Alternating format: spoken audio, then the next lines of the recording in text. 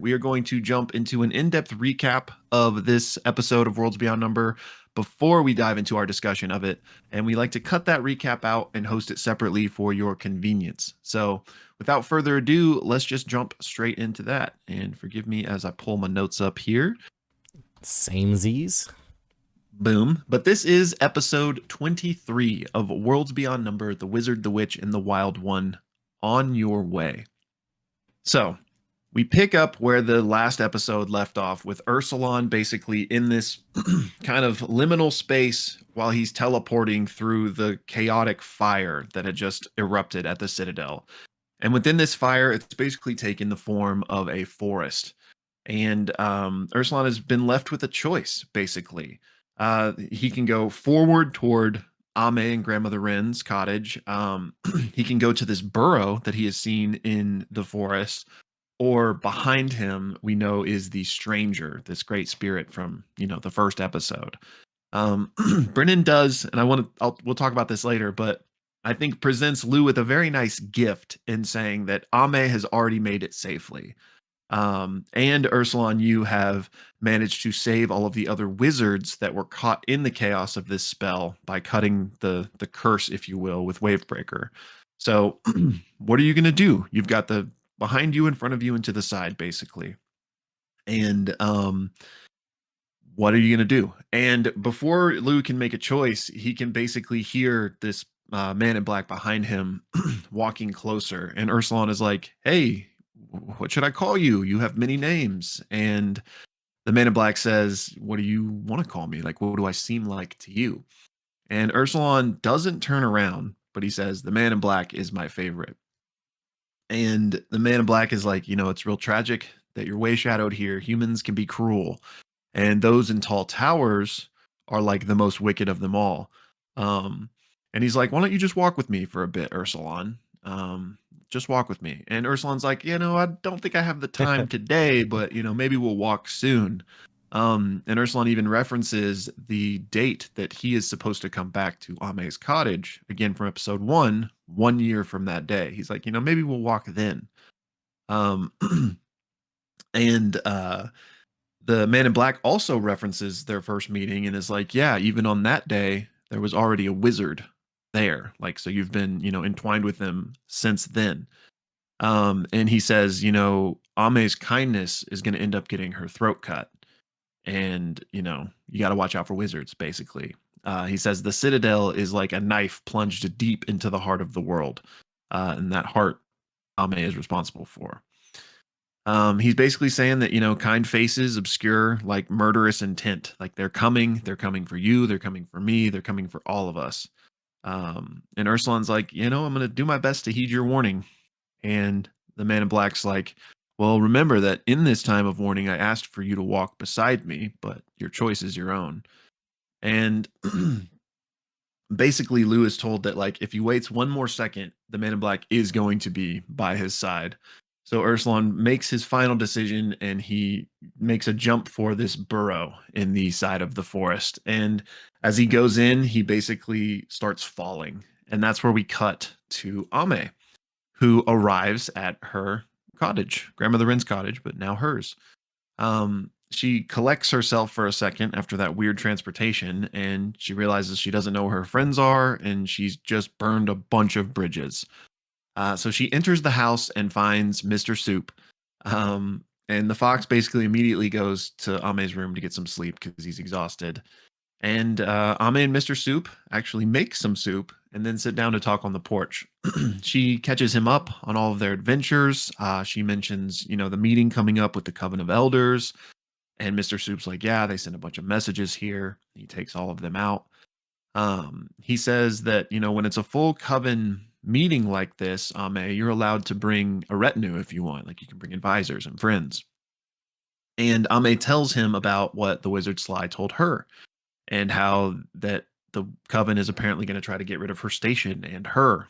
And Mr. Soup's like, yeah, Rin was at odds with them as well, because apparently there was this plan that the Coven wanted that Grandmother Rin didn't want to go along with. And she was looking for a way to convince them otherwise, but wasn't able to. It's at this point that Lohan the baker strolls up. He's having some problems with arthritis, or one of his cows or somebody or is having a problem with arthritis. Maybe his wife. You Cow, remember? wife, whatever. Yeah, Yeah, same difference. it's important. Um, so as the witch of Toma, she helps Lohan out, goes and makes him an ointment or a salve of some sort, and also tells him like, "Hey, I'm actually gonna be leaving again, so if you could let everybody in the town know that I'm not actually back." Um, and Lohan's like, "Oh, okay." And Mr. Soup's like, "Yeah, Ame, collect your things. Just let me know when you're leaving, and I can watch over the place again." So Ame then goes searching through the house, going through Grandmother Rin's things to see if she can find anything to help her with this mission. And she's especially curious about this space beneath the rug in the living room. We then cut back to Suvi, who, if you'll recall, is still just standing at the Galathcopter station where she ordered the soldiers to go retrieve Ame and Ursulon for her. Steele arrives along with a bunch of like escorts, and Steele tells her soldiers to go find Ame and Ursulon. And then she like quickly picks up on the mood and the vibe with Suvi. So instead of like punishing her or yelling at her, she just immediately hugs her. Suvi tells Steele about the prophecy and how, Ame is going to die if Suvi's not with her, and Ame just left.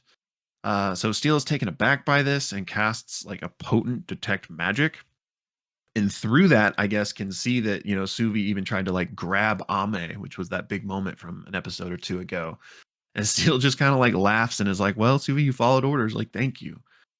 She says, "You know what? I'm not mad. I'm not even that mad at Ame." And the bottom line is Ame got bad intel. She's acting normal for somebody who's really scared. This isn't on you. This is on me for, with everything else going on, not having the space to make sure you guys were okay and make sure that Ame felt comfortable. And Suvi's like, "What do you mean bad intel?" And Steele's like, "Yeah, I talked to the diviners. I talked to the wizard scholar specifically, and he says that there was some bad intel." But Steele doesn't want to keep talking about this in public. So she dimension doors back to her tower with Suvi, and she tells what Scholar told her, that basically witches have been casting magic into the Citadel. They've been getting through somehow. And Subi's like, "Oh yeah, I knew this because of the night of her name cloak party, the bathroom incident with the ice fairies." And Steele's like, "Okay, you and I need a way to more effectively communicate at all times, so I'm going to work on that." So Steele then asks about Mame and her coven, and Subi basically tells her everything that she knows. And that basically Ame's station as Witch of the World's Heart and also her life are at risk. Um, Steele's then like, "Okay, well, I need the name of this diviner that you did speak to." And Suvi's like, "Well, what's going to happen to them?" And Steele says, "It's not like I'm going to behead them or anything, but like, is it not possible that that person had nefarious intent?" Um, at the end of the day, someone in this citadel wanted a series of events to happen, and they made that happen. So what I'm trying to figure out is not if they're in what they did was wrong, but like, why did they do it, and why did nobody else know about this? Like, why was no one else in the loop? Um, Even if I was certain that that prophecy was correct, I would have had Ame stay here and like try to protect her and stuff.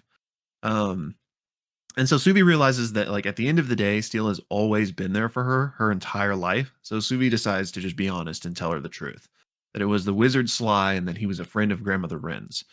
Subi then still tells Teal about how Ame got all of her memories back, and then they basically been going around the Citadel talking to Grandmother Wren's friends. And she specifically mentioned Sly, but also Pomeroy of the Kassoff collection. And Steele is like, "Pomeroy?" And she really tries to figure out the connection there, but she doesn't. So Suvi then tells Steele exactly what Sly told them in the prophecy that the meeting was taking place at the North Pole. And she's like, "Can you get me to Silbury? Like, can you get me there?" And Steele's like, "I don't think I can because teleportation magic is super dangerous right now, but I think I can do you one better. How's a skyship sound?" And that's basically where we end for the first half of the episode. Yeah, great job. What a final line from Brennan too. Yeah. Yeah, so coming, the back half of the episode picks up with Ame descending under the floorboards of this living room space, and it's not like a large cavernous area. It is a small, very intimate space. directly under the floorboards. And in fact, there's I think Brennan describes it almost like a small stream that's running through in this small cavernous tight space. And Ame down here essentially prays and asks whether this is necessarily to the house or just to the spirits that are present, essentially asks to take on the role of the Witch of the World Heart and sort of like formally accepts her position. Brennan describes the house groaning above, the water rising up to her shins, and she then witnesses this this spiritual retelling of a conversation between Marara, the masked sister that we saw in a previous session or episode, having a conversation with Grandmother Rin. And Marara effectively says, we can't let them do this thing, seemingly referring to the wizards, potentially even the wizards of the Citadel. And Grandmother Rin basically almost sort of like not necessarily ascribing to the wizard's defense, but essentially saying, hey, what we have planned for the defense of the spirits, we can't do this. Like, you know, humankind, for lack of a better phrasing, like deserves a chance, and we need to find an answer that involves both sides resting their hands hand in hand instead of against one another. And the implication seems to be that the coven representing the spirits almost maybe even wants to wipe out the wizards, or at least something to that effect. And we see this conversation happen. Ame understands the stakes of what this meeting is likely leading to. She heads upstairs. She gets into, she dresses for the upcoming meeting. And then Dalma comes back to the front door, essentially to see her off. And in having this conversation with Dalma, she realizes that, hey, the nearby town has really been relying on her. You know, the local witch hasn't been there. And so she asks if Dalma knows if she's able to summon any more spirits. And Dalma's kind of like, give it a shot. So she once again asks sort of like the house or like the spirits around to bring her some help. And it's a very Wizard of Oz-esque moment of Brennan describes a few different spirits waking up to assist in the house. One of them is Elbeth, who comes out from behind a local beehive. She looks like a farm woman. Brennan describes her as having a canine tooth longer than the other, and immediately sets herself to cleaning the kitchen and sort of getting the house in order. Also animated is the nearby Scarecrow, which Ame names as, gives the name Hina Hina Mohe, and helps the Scarecrow down from its pole. And then also Brennan describes a goat that comes out from its pen and stands up and has the appearance of a burly old man, and this is Dr. Yagi. And so these three spirits begin to set themselves upon the house and really getting the farm, for lack of a better phrase, sort of back in working order to support the town.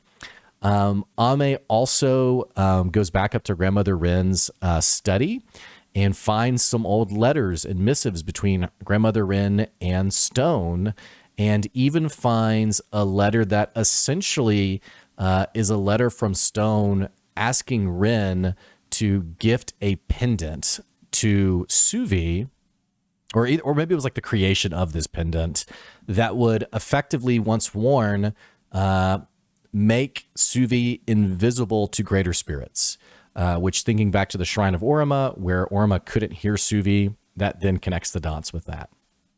Then Ame takes out the plate that Sly had given her, and her and the fox step into this portal and are presumably shuttered away to the North Pole. The story then moves over to Ursulon, who jumped into the burrow, and he finds himself in this muddy, swampy, jungle-like area and is immediately set upon by two monsters.